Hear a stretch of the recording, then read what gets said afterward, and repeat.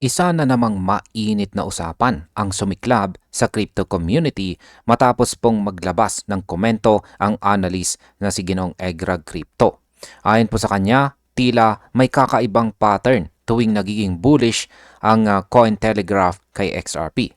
Sa halip na tumaas, kadalasan daw ay bumabagsak sa XRP pagkatapos lumabas ang mga ganitong balita.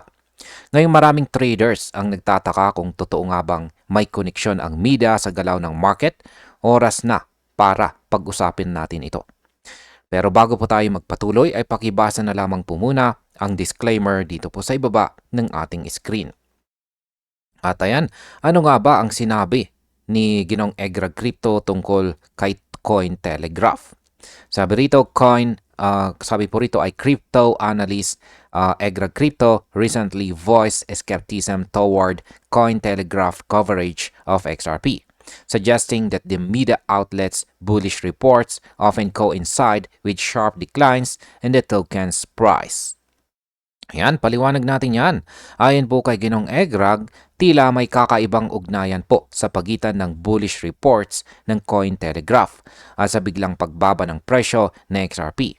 Ang ibig sabihin, tuwing pinupuri po o tinatawag nilang bullish itong sa XRP, may posibilidad na sumunod dito ang matinding pagbagsak. Para po kay Ginong Egrag, ito ay hindi simpleng coincidence, kundi posibleng indikasyon na mayroong mas malalim na nangyayari sa likod ng mga balita. Ang market impact po nito ay kapag marami ang naniniwala sa ganitong obserbasyon, maaaring magdulot po ito ng takot o pag-aalinlangan sa mga traders na bumibili tuwing may positive news na posible pong magpabagal sa short-term recovery ng XRP. Ano naman po ang laman ng bullish report ng Cointelegraph? Sabi rito ay his remarks came shortly after Cointelegraph published a post describing XRP as flashing strong bullish signals, citing a $1 billion accumulation by Evernorth and record exchange outflows as reasons for possible upward momentum toward $3 in November. Paliwanag natin yan.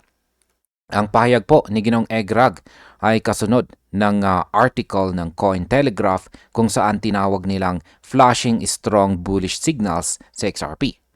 Ayon sa kanila, mayroong $1 billion accumulation mula po sa kumpanyang Evernorth at tumaas din ang exchange outflows kung saan ay isang sinyales na maraming investors ang nag-hold ng tokens para sa long term.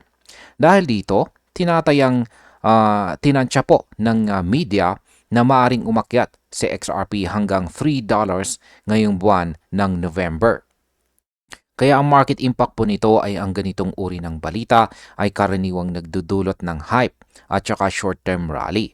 Pero kung may mga trader na nag-aabang ng sell-off pagkatapos po ng balita, maaaring maging dahilan ito ng sudden dump sa presyo ng XRP. Ngayon ay bakit po ba nagdududa itong si Ginoong Egrag sa mga ulat na ito?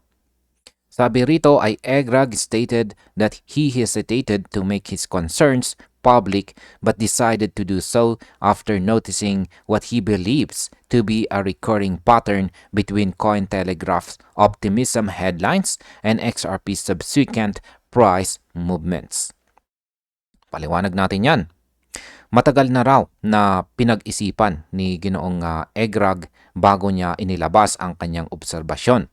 Ngunit nang mapansin niyang paulit-ulit na nangyayari ang pattern kung saan tumataas ang hype kasabay ng mga headline ng Cointelegraph ay biglang bumabagsak pagkatapos.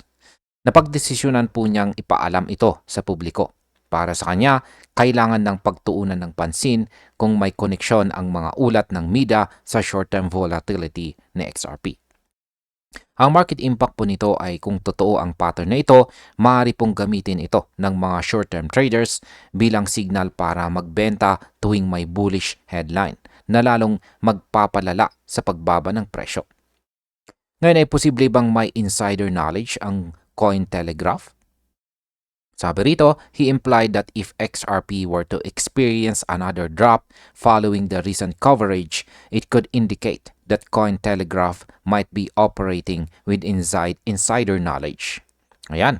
Ayon po kay Ginong Egrag, kung muling bumagsak sa XRP matapos po ang huling bullish report ng Cointelegraph, maaari itong magpahiwatig na may mga taong may alam sa loob bago pa lumabas ang mga balita. Bagamat hindi niya direktang inakusahan ang MIDA, malinaw na gusto niyang buksan ang usapin tungkol sa transparency sa crypto reporting. Ang market impact po dito ay ang ganitong pahayag ay maaari pong magdulot ng pagbaba ng tiwala sa mga crypto news sources. At kapag nagkaroon po ng panic, posibleng magbenta ang ilang mga investors para umiwas sa risk. Ngayon ay may ebidensya ba si Ginong Egrag sa kanyang mga obserbasyon? Sabi rito, although he did not present evidence to support this claim, he encouraged other users to compile data comparing the outlet's XRP's posts to the asset's short-term market reactions. Ayan, wala namang direktang ebidensya itong si Ginoong Egrag. Kaya hinikayat niya naman ang community na tulungan siya na mangalap ng mga datos. Gusto niyang makita kung talagang may paulit-ulit na pattern sa pagitan po ng mga post ng Cointelegraph at sa mga kilos ng presyo ng XRP. Para po sa kanya, kung mapatunayan po ito, makakatulong ito upang malaman kung may bias or taktika sa likod ng mga ulat. Sa market impact, kung may maglabas po ng konkretong datos, maaaring magkaroon ng malaking epekto sa reputasyon ng media outlets at magdulot po ito ng mas maingat na pagtrato ng mga investors sa crypto news. Paano naman po nag-react ang community sa X? Yan, sabi rito ay following Egrag's post, several users on X discussed the recurring pattern of XRP's price behavior following major media attention. Ayan, pagkatapos daw po ng post dito ni Ginoong Egrag ay maraming mga users sa X ang agad na nagbigay ng kani-kanilang mga opinyon. Marami po ang pumapabor sa kanyang obserbasyon habang ang iba naman ay nagsasabing normal lang daw ito dahil sa market psychology. Ang usapang ito ay nagpalakas po ng ingay sa community at marami pong traders ang nag-umpisang pag-aralan ang mga post ng MIDA bago po magdesisyon sa kanilang trades. Sa market impact, dahil po dito ay tumataas ang market awareness na maari pong magresulta sa mas mabagal pero mas matatag na galaw ng presyo ng XRP sa mga susunod na linggo. Ano naman ang sinabi ng analyst na si Captain Trademan? Yan, sabi rito ay one user identified as Captain Trademan. Yan, offered a perspective rooted in traditional market psychology, noting that assets often rise on rumors but experience sell-off once news becomes public. Itong si Captain Trademan naman ay nagbigay ng mas malalim na paliwanag batay po sa market psychology. Ayon naman po sa kanya, karaniwan na sa mga assets na tumaas habang may mga chismis o rumors. Ngunit kapag naging public na ang balita, dito nagaganap ang sell-off. Para sa kanya, hindi dapat kabahan ang mga long-term holders dahil normal lang ang ganitong behavior sa market.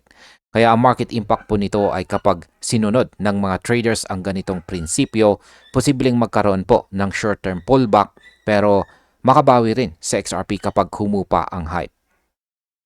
Ano naman po ang alok na reward ni Ginong Egrag sa mga magpapatunay ng pattern? Yan, sabi po niya rito ay he mentioned a reward of 100 XRP for whoever completes the task in a nice and neat job. His comments underscored growing frustrations within parts of the XRP community regarding how media narratives might influence short-term volatility. Ayan po, nag-alok si Ginong Egrag ng 100 XRP bilang gantimpala sa sinumang makapagpapakita ng malinaw na comparison sa pagitan po ng mga post ng Cointelegraph at sa aktwal na galaw ng presyo. Ipinapakita po nito ang frustration ng ilang bahagi ng XRP community sa kung paano po nakakaapekto ang mga media narratives sa volatility ng token.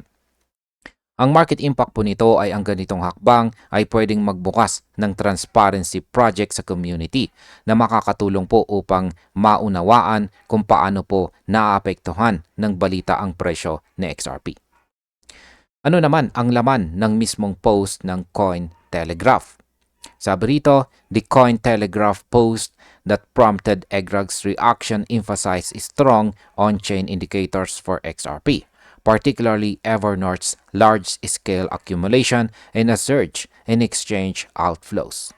Ayan, ang post daw po ng Cointelegraph ay nakafocus sa mga bullish indicators ni XRP, tulad po ng malaking pagbili ng Evernorth at pagtaas ng exchange outflows. Sa teorya, ang mga datos na ito ay magandang sinyales dahil karaniwan itong nagpapakita ng long-term confidence ng mga investors. Ngunit ayon po sa ilang traders, pwedeng gamitin din ang ganitong balita upang mag-trigger ng profit-taking kapag umabot na sa peak ang presyo. Sa market impact, kapag marami pong traders ang nagbenta pagkatapos po ng ganitong ulat, pwedeng magsimula ang chain reaction ng pagbagsak kahit pa positibo ang balita. At bilang panghuli, ang aking opinyon naman tungkol dito ay ang isyong ito ay nagpapakita kung gaano po kalaki ang impluensya ng media sa galaw ng crypto market. Sa XRP po ay isa sa mga pinaka binabantayang asset. Kaya kahit isang headline lang ay kaya pong magpabago ng sentiment. Para po sa atin bilang mga traders at investors, mahalagang matutunan po natin na hindi lahat ng bullish news ay nangangahulugang oras na para bumili. Dapat ay may sarili po tayong pagsusuri na ginagawa bago po tayo pumasok sa trade. Sa uli, tama po itong si Ginoong EGRAG na maging mapanuri po tayo sa mga ulat ng media. Ngunit ang pinakamalaga, tayo mismo ang siyang magdidesisyon base sa datos at hindi po ang hype. At ayan, hanggang dito na lamang po tayo sa video na ito mga ka-crypto. Maraming salamat sa panunood.